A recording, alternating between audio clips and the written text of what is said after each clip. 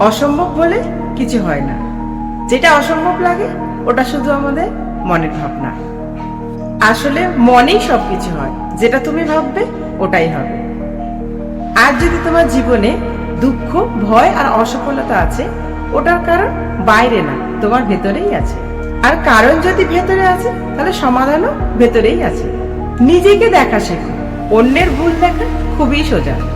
রোজ নিজেকে জিজ্ঞেস করো যে আজকে আমি কি ভুল করেছি।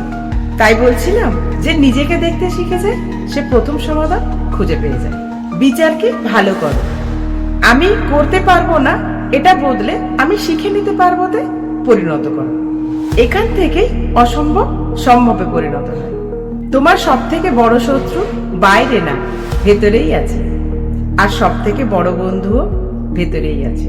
যেদিন থেকে তুমি নিজেকে বদলে নেবে, সেদিন থেকেই অসম্ভব শব্দটা তোমার জীবন থেকে মুছে যাবে। তাই বলছিলাম, অসম্ভব বলে কিছু নেই।